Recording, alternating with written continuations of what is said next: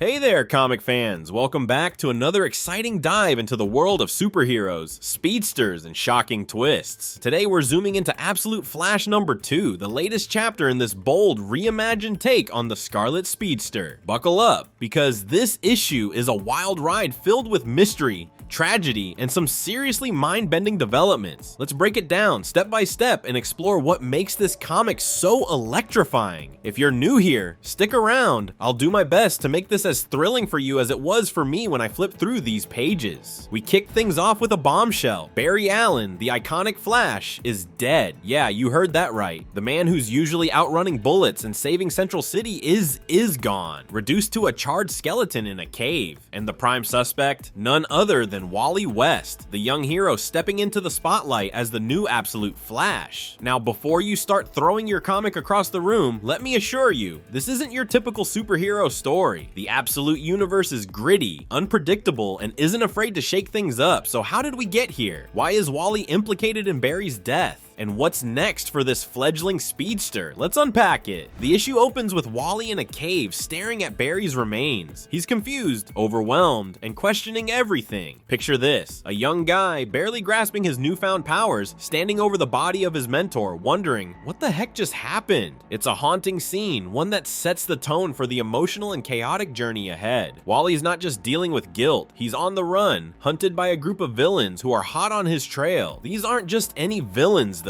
We're talking about a mix of classic Flash rogues like Captain Boomerang and Captain Cold, alongside some fresh faces with their own unique powers. It's a rogues' gallery in the making, and they're out for Wally's blood, or at least they want to capture him. What's fascinating here is that these villains aren't exactly Wally's rogues yet. This is their first encounter, and you can feel the tension as they size each other up. The dynamic is raw, untested, and full of potential. Captain Boomerang and Captain Cold bring their usual flair.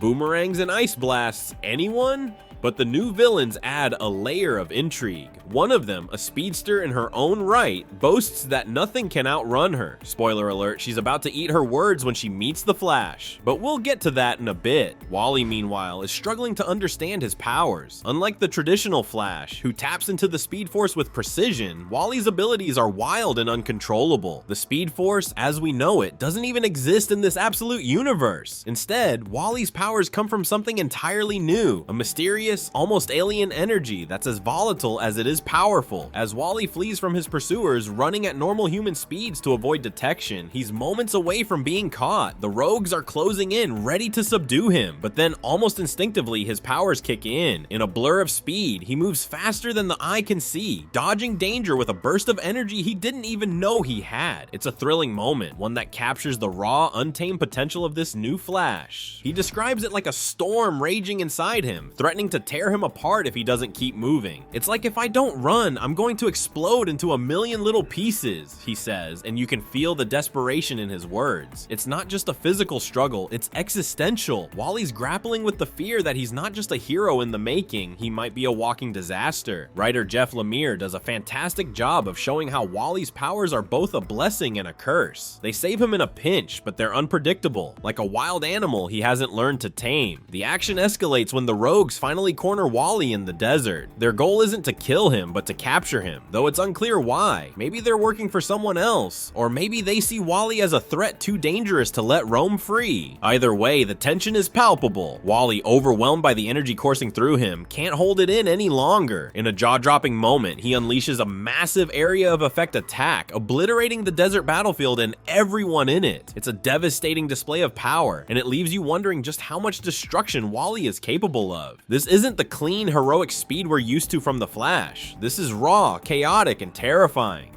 To understand how we got here, the comic flashes back to the pivotal moment that changed everything. If you read Absolute Flash number 1, you'll remember that Wally is the son of a military researcher, constantly moving from one military base to another. It's a nomadic life, and Wally's always felt like an outsider. One night, curiosity gets the better of him, and he sneaks into a secret facility where his father works. There, he finds Barry Allen in the middle of a dangerous experiment. Barry's trying to harness some kind of extra-dimensional energy, possibly the Speed Force itself, or something close to it. But things go wrong, and Wally gets caught in the crossfire. In that moment, the energy chooses Wally as its host. It's not just a power-up, it's a transformation. Wally disappears, whisked away by this force, and when he returns, he's something else entirely, a being of pure energy, almost extra-dimensional in nature. Barry tries to save him, reaching out to pull Wally back from the brink, but he gets too close, and the unstable energy within Wally lashes out, incinerating Barry in an instant. It's a gut-wrenching scene, made even more tragic by the arrival of Wally's father, who finds his son gone and Barry to blame. The father's rage is palpable, but before he can act, Wally reappears, transformed and unrecognizable. It's a moment that sets the stage for the entire series. Wally's powers are a gift, but they come at a horrific cost. Back in the present, the comic dives deeper into the nature of Wally's abilities. Lemire introduces a fascinating concept. Wally's consciousness is no longer bound by time. As he runs, he's not just in the desert, he's also back in Barry's lab, reliving the moment of his transformation. He's even a 3-year-old kid again, with his parents, his mother still alive. It's as if his existence has been pulled out of the time stream, and he's experiencing past, present, and future simultaneously. This is such a cool twist on the Flash's powers. Instead of just running fast, Wally's living in a non-chronological reality, his mind and body stretched across time itself. But it gets even wilder. Wally doesn't just see the past and present, he glimpses the future, or rather, futures. In one timeline, he's the heroic Flash we all know and love, protecting Central City and saving the world. In another, he's a monster, unleashing chaos and destruction with his uncontrollable powers. This duality is the heart of Absolute Flash number 2. Wally's not just fighting villains, he's fighting himself, torn between the hero he could become and the disaster he fears he might be.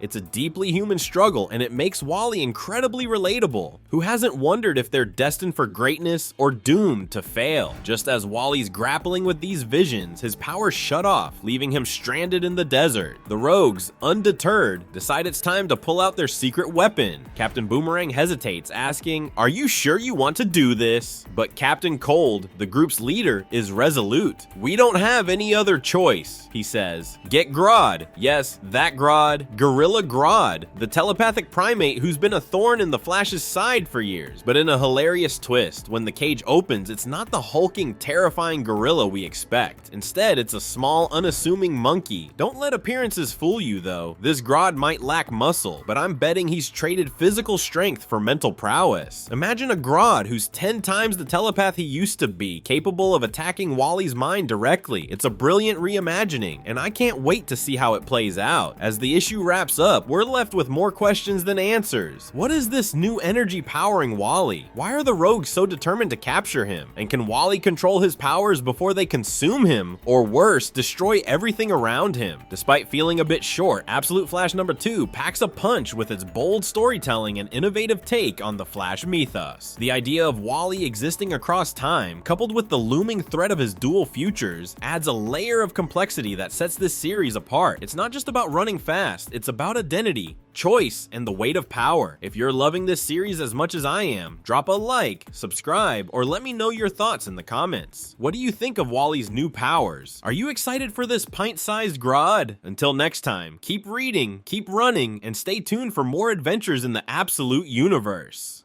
Thanks for joining me. This comic's got me hyped, and I hope you're feeling the same spark.